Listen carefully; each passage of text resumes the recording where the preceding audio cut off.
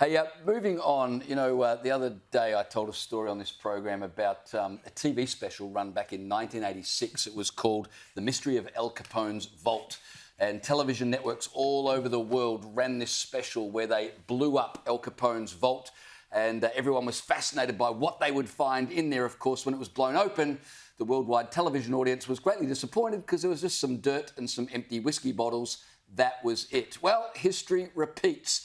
The whole world was waiting with bated breath at the weekend for the release of the Epstein files, which the Trump administration had promised and which Attorney General Pam Bondi had blown up to be bigger than Ben-Hur. Here she is speaking prior to the release of those files. This was on February 21st.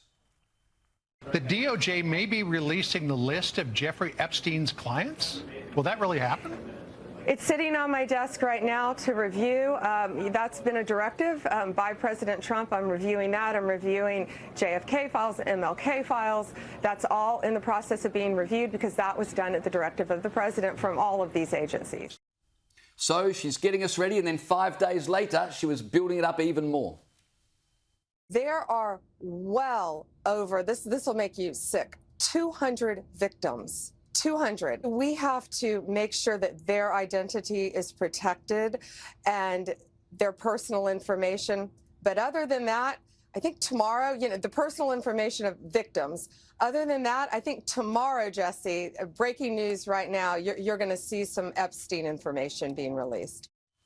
We're going to see some Epstein information released. So binders were given out to particular people, marked the Epstein files, phase 1, the most transparent administration in history. All that information was later posted online with this disclaimer from the Trump administration, quote, "The first phase of declassified files largely contains documents that have previously been leaked but never released in a formal capacity." Caleb, it was a bit of a nothing burger. It was like blowing open Al Capone's safe and there was a bit of dirt and some empty bottles, nothing we didn't already know. What more could you ask for it? It's like when, things turn up in newspapers and then 5 days later the government say, "We've got a brand new announcement for you." We already knew about it, for heaven's sake.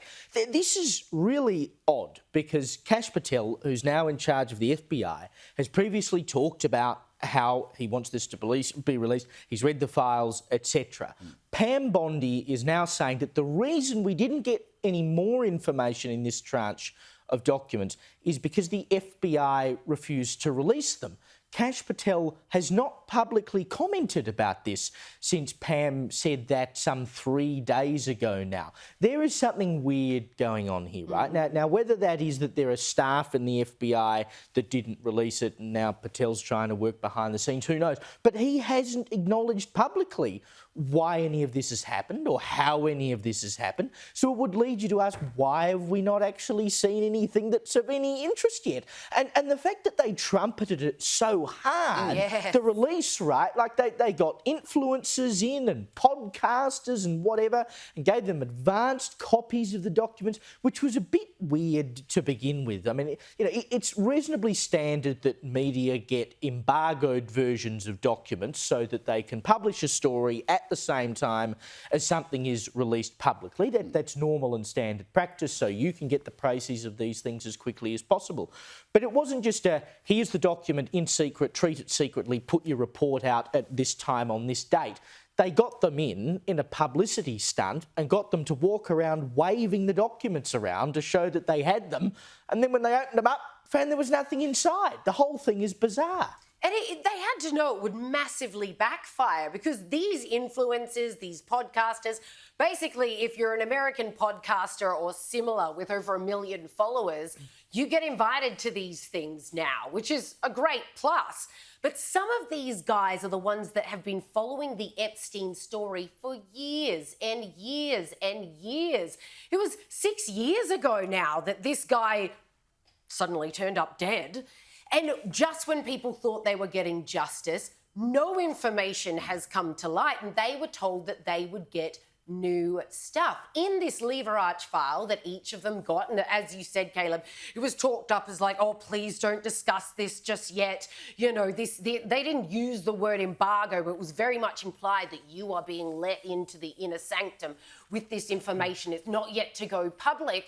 To which these guys went home, read through that Lever Arch file and said, this stuff is years old. There is not one skerrick of new information that has come to light. What was this entire fiasco about? So they've really shot themselves in the foot, particularly Pam Bondi, because, of course, she's very new as Attorney General. This is Trump's pick. People have very high expectations. This is something that the Trump team trumpeted for ages that they were going to do. Same with the JFK files. Haven't seen any of those either, have you? No, me neither. Keep me posted.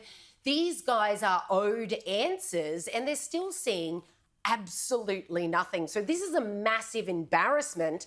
Then Pam turns around, like you say, blames the FBI and says, but I've given them a deadline. 8 a.m. Friday. They've got to give me the stuff that they haven't given me yet. But when the leaders of the FBI now are Kash Patel, who's talked about this at length and how much he wants to bust it wide open, his deputy, Don Bongino, has also talked about this at length for years. This guy's in the know. He knows what he's talking about.